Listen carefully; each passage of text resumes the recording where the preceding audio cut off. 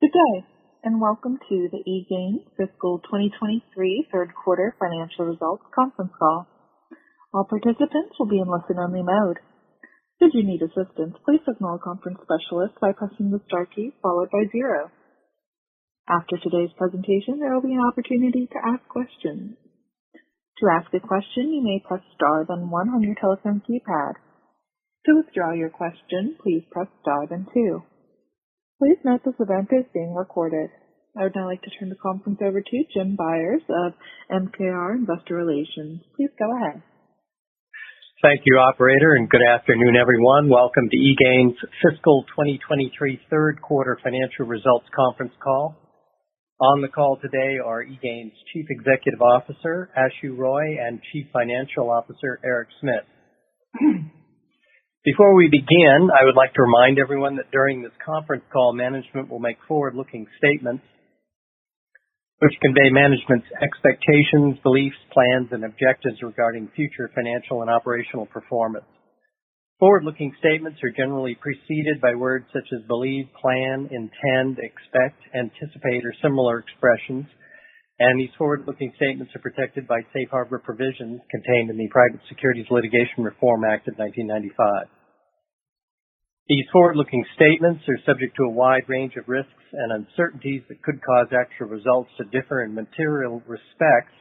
Information on various factors that could affect eGain's results are detailed in the company's reports filed with the Securities and Exchange Commission.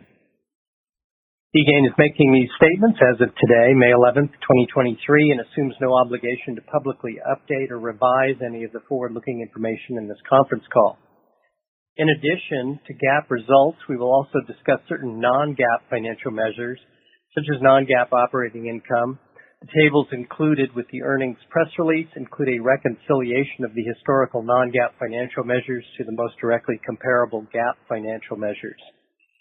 In addition, our earnings press release can be found by clicking on the press release link on the Investor Relations page of eGain's website at egain.com. And along with the earnings press release, we will post an updated investor presentation to the Investor Relations page of the website. And lastly, a phone replay of this conference will be available for 1 week. And now with that said, I'd like to turn the call over to eGain's CEO, Ashu Roy. Thank you. Thank you, Jim. And hello, everyone.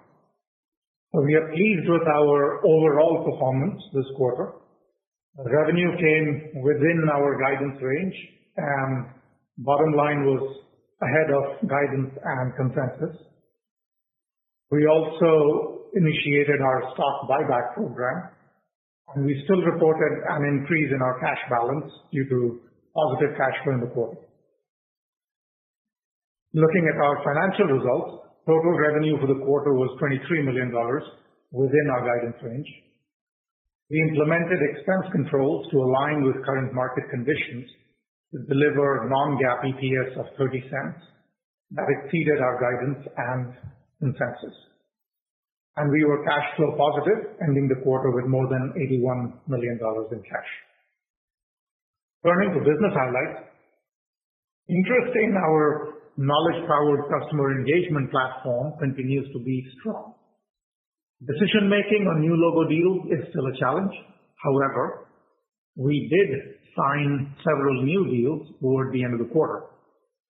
And in the last month or so, we have seen several enterprises now re-engaging on paused opportunities in our pipeline after what seems like the dust settling after their internal reorganization and business adjustment.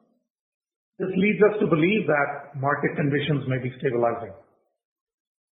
Our U.S. customer base continues to show resilience in the quarter with healthy renewal and expansion rates. Our European customer base stabilized with no additional significant churn and some nice expansion business. As I noted, we signed several new customers near the end of the quarter. Let me share some notable ones. The first one is a major health insurance provider in the Midwest. The next one I want to bring out is a top 10 credit union in the U.S. And then another one is a U.S.-based commercial insurance business. In terms of mentioned expansion wins, let me highlight a few. A multi-billion-dollar BPO in the human capital management space, a Fortune 500 energy company, large multinational provider of general insurance services, a top 10 global airline, and a global 500 telecom holding company. Looking at the market and our overall business, we remain very excited about the opportunity. Recent findings from a KM World survey revealed that content silos and legacy technologies continue to be major obstacles to improve customer and employee experiences using effective knowledge. As a result, Gartner has continued to highlight that knowledge management is the number one technology that can simultaneously improve CX, employee experience, and operating performance in customer service organizations. With our solution, we believe we have the best offering, and we are confident that the need for knowledge management will become increasingly mission critical for enterprises as they look to employ more AI-powered automation. Speaking of which, as we shared in the last quarterly call, if you recall, we announced the EGAin Instant Answers capability powered by generative AI. This was in February. Since then, we rolled out a successful marketing campaign around generative AI applied to knowledge, highlighting compelling use cases for agent and author performance and automation improvements. Interest has been quite strong, and we are now engaging in instant answers pilots with customers and prospects. Stepping back, we see that the excitement around generative AI in enterprises has highlighted the need for a modern knowledge hub, one that serves as a reliable and compliant source of consistent, correct content for the generative AI tools to learn from. As a result, we are seeing renewed interest among enterprises to refresh their knowledge management tech stack. Effectively deliver operational value in customer engagement automation, generative AI needs a modern knowledge platform to experiment within and to scale on.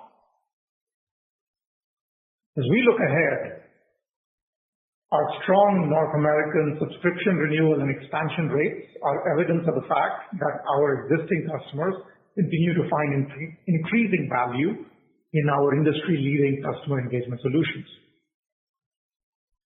We continue to build our new business pipeline in parallel as newbound interest remains steady, and we are pleased to have closed multiple new logos in the quarter. We will continue to assess our sales capacity to optimize our sales performance, even as we diligently nurture our new business pipeline.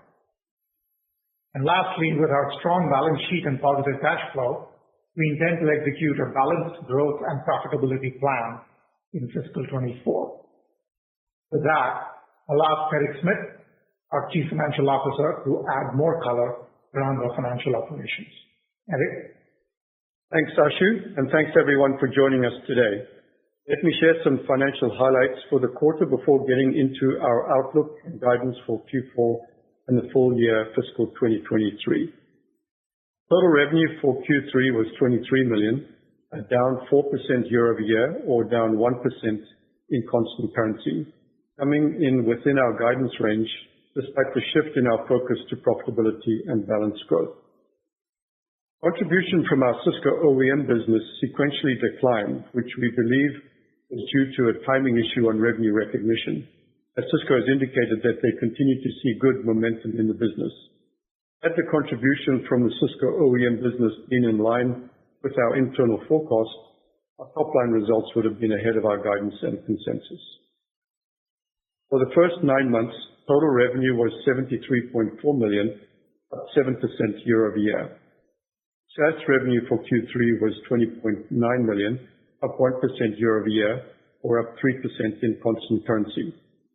For the first 9 months, SaaS revenue was $66.9 million, up 11% year-over-year. Legacy revenue in Q3 was down to just $126,000 and accounts for less than 1% of total revenue. When looking at revenue by region, North America accounted for 78% of total revenue this quarter, up from 73% in the year-ago quarter. Total revenue from North America was $17.9 million, up 2% year-over-year, where in contrast, total revenue from Europe was $5.2 million, a decrease of 20% year-over-year. Looking at non-GAAP gross profits and gross margins, gross profit for the quarter was $15.8 million, down 13% year-over-year, for a gross margin of 69%, compared to 76% for the prior year and 75% last quarter. The decline in gross margins is primarily a function of lower revenue for the quarter. In addition, as we are in the middle of a major upgrade to our latest product release, margins reflect the impact of a temporary increase in the AWS costs associated with the migration of these customers. Turning to operations, non-GAAP operating costs for the third quarter came in at $14.9 million, down from $15.7 million in the year-ago quarter. The expense controls we have implemented enable us to deliver bottom-line results that were ahead of our guidance and street consensus. Non-GAAP operating income for the third quarter was $935,000, or an operating margin of 4%, compared to an operating margin of 11% in the year-ago quarter. Non-GAAP net income for Q3 was $1.1 million, or 3 cents per share. This compares to non-GAAP net income of $2.4 million, or 7 cents per diluted share in the year-ago quarter. Adjusted EBITDA margins for the quarter was 5% compared to 11% in the year-ago quarter. Turning to our balance sheet and cash flows, cash flow from operations for the quarter was $905,000, or a 4% operating cash flow margin. For the first 9 months, cash flow from operations was $9.1 million, or a 12% operating cash flow margin. During the quarter, under our share repurchase program, we repurchased approximately 145,000 shares for $1.1 million at an average price of $7.57 per share. Of the $20 million authorized, $18.9 million remained available under the program at the end of the quarter. Our balance sheet remains strong. Total cash and cash equivalents at the end of the quarter were $81.3 million, up 15% from a year ago. Now, turning to our customer metrics, given our increased focus on the North American market, I will share some additional regional metrics. The LTM dollar-based SaaS retention for North America customers was 108%, while EMEA customer retention was below 100% due to the previously discussed churn on the last call, resulting in our total NRR dropping to 100% compared to 109% a year ago. Within the U.S. customer base, the large enterprises, which we define as having revenue of $2 billion or more, have performed particularly well, with the net retention rate maintaining north of 110%. We also continue to see healthy expansion rates within the U.S. customer base, which is north of 20%. SaaS ARR for North America customers increased 12% year-over-year, while total SaaS ARR increased 4%. And looking at ARR by product hub, Knowledge Hub is still approximately 50% of our total SaaS ARR, as knowledge deals have accounted for 2/3 of new bookings in the last 12 months. The number of 1 million ARR customers remained relatively constant year-over-year. And looking at RPO, total RPO increased 4% year-over-year to $87.3 million. Now on to our financial outlook and guidance. We remain very excited about the market opportunity. We know that knowledge management and AI-powered automation will continue to grow as a must-have in the enterprise marketplace for customer engagement. But given the business environment, we are implementing additional expense controls to align with the current market conditions, and our updated guidance reflects this change. As a reminder, with the currency fluctuations over the last year, for comparable purposes, we are also providing revenue estimates on a constant currency basis where applicable to provide better visibility into the underlying business trends. For the fourth quarter, we expect total revenue of between $23.4 million to $24 million, and with no material currency impact expected based on currency exchange rates. For the Fourth quarter GAAP net income of $400,000 to $900,000, or 1 cent to 3 cents per share, which includes stock-based compensation of expense of approximately $1.5 million and depreciation and amortization of approximately $125,000. And then resulting in non-GAAP net income of $1.9 million to $2.4 million, or 6 cents to 7 cents per share. For the full fiscal 2023, we expect total revenue of between $96.8 million to $97.4 million, and non-GAAP total revenue adjusted for constant currency of between $99.2 million to $99.8 million, and GAAP net loss of $300,000 to GAAP net income of $200,000, or a loss of 1 cent to 1 cent per share positive, including stock-based compensation expense of approximately $6.8 million, and includes depreciation and amortization of approximately $600,000. Then non-GAAP income of $6.5 million to $7 million, or 20 cents to 21 cents per share. Included with these assumptions, weighted average shares outstanding are expected to be approximately 32.5 million for the fourth quarter of fiscal 2023 and 32.8 million for the full fiscal year 2023. Looking beyond fiscal year 23 to fiscal year 24, assuming business continues to improve as we are starting to see, our plan is to remain focused on building a balanced growth and profitability business with preliminary targets of top-line growth returning to low double digits and double-digit adjusted EBITDA margins.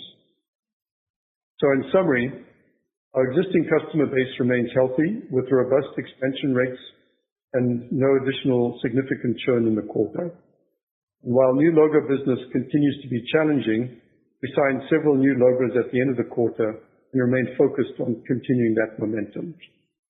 We have been controlling expenses, resulting in strong bottom-line results, and our cash position continues to be strong, and we're buying back shares up to the maximum that we can based on the volume limitations that we have under our 10b5 program. With our strong balance sheet and positive cash flow, we are well positioned to capitalize on our expanding market opportunity as business conditions improve. Lastly, on the investor relations calendar, EGAN will be meeting with investors at the annual Craig-Hallum Institutional Investor Conference taking place in Minneapolis on May 31st, and the Jefferies Software Conference taking place in Newport, California on June 1st. We hope to see you at these events. This concludes our prepared remarks. Operator, we will now open the call for questions. Thank you. We will now begin the question and answer session. To ask a question, you may press star, then 1 on your touch-tone phone. If you are using a speakerphone, please pick up your handset before pressing the keys. To withdraw your question, please press star, then 2. At this time, we will pause momentarily to assemble our roster. Our first question comes from Jeff Van Rhee with Craig-Hallum. Please go ahead. Great. Thanks for taking my questions. I guess just a bunch of them for me. Just talk about SaaS and your expectations, I guess, on a sequential basis, how you think that's going to play here. Maybe just a little more context on the sequential change this quarter. Maybe start there. Sorry, Jeff, just to clear, that's on the SaaS revenue? Is that? Yeah, just on the SaaS line. I was just looking at it sequentially. I know EMEA, which I want to touch on in a second, was very weak, but just you talked about Cisco. I'm trying to discern what happened in that the SaaS line sequentially in the sequential drop. Got it. So I think just to recap, as we discussed on the call in Q2, the first component was the fewer days in the quarter. I believe we estimated probably about a $400K impact. And then there was a seasonal business that we had highlighted that we didn't expect to repeat, which ended up being correct.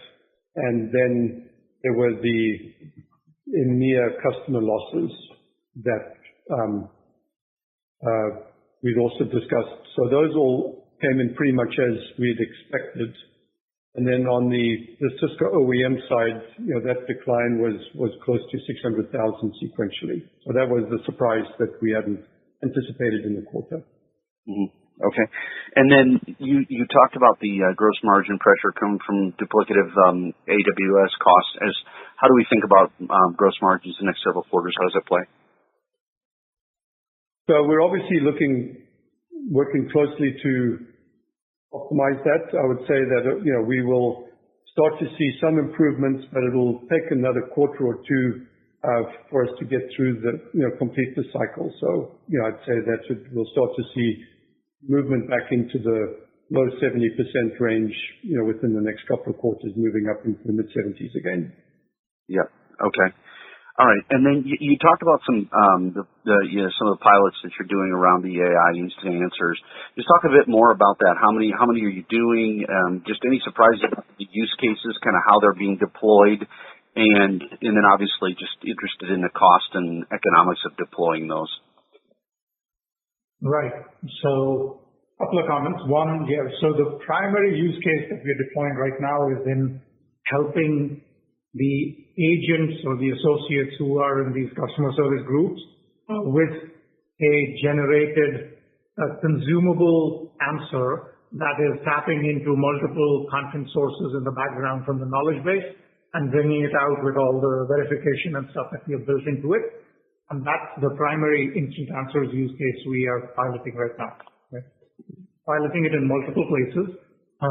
Say the place where we are seeing the most interest is in organizations that have what I'd call lots of long-form documents, which are all approved and correct, but not easy to process and find the right answer in the moment of the contact or interaction. Right? So that's where we're finding the most need, and that's where we are piloting these. Mm-hmm. And maybe just last for me, when you're looking at those deploys, what in terms of a cost to the end consumer once you incorporate GPT or whatever you're using for the underlying AI, just what's that cost dynamic? Do you have a benchmark, something you can compare it to? So for now, the pilots that we're doing, we haven't yet started charging them because these are pilots, and we are monitoring the level of usage and the amount of content that we have to work through to deliver that. Our sense is that we should be able to, with the larger clients, be able to bring it out into a bundle solution. But that's something we are going to be refining and defining over the next few months. Yep, understood. Thank you. Sure. Our next question comes from Richard Baldry with Roth. Please go ahead. Thanks.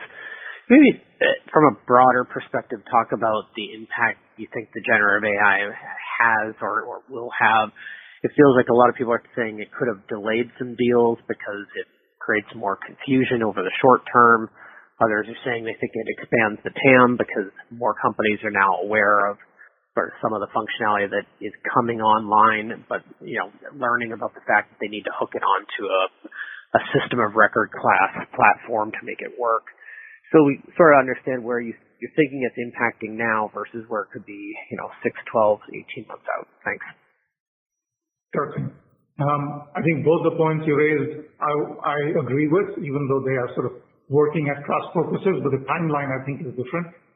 The initial excitement or the need to go try out GPT or any sort of generative capability, that definitely has created another element of another factor of consideration, and we saw that in a few of our conversations.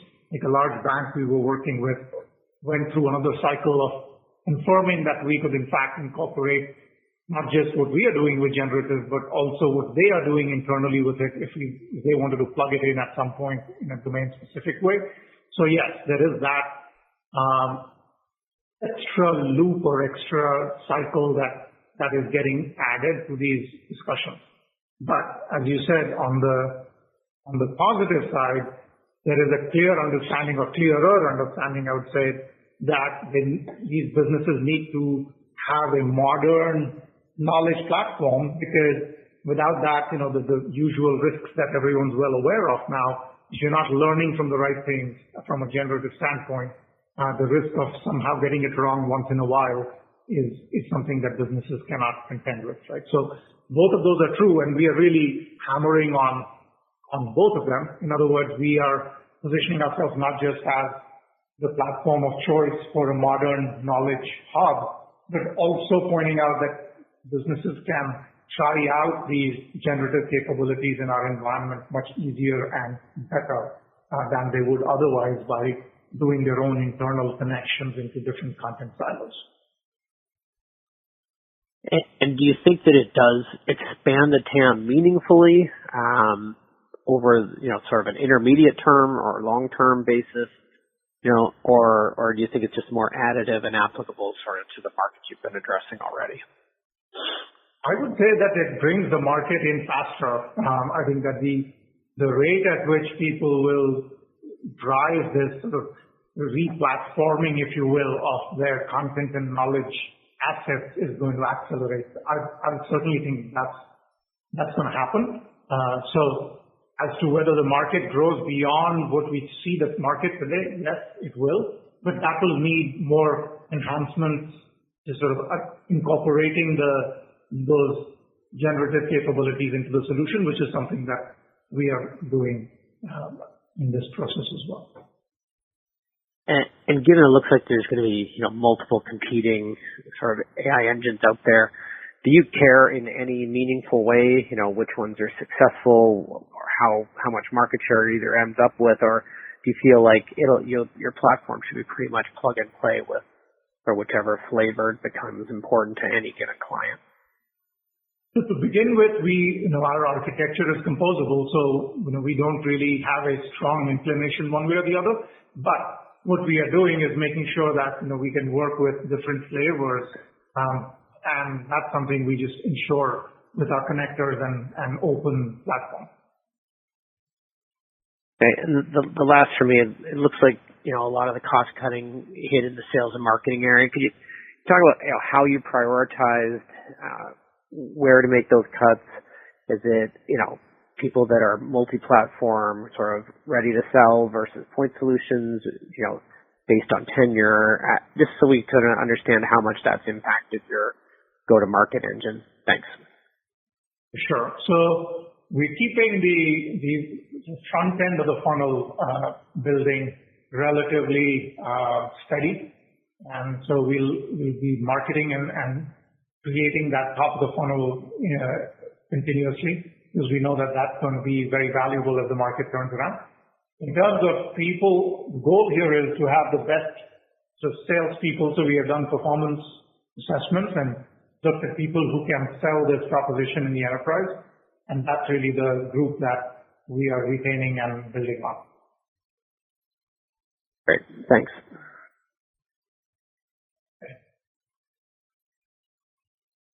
This concludes our question and answer session.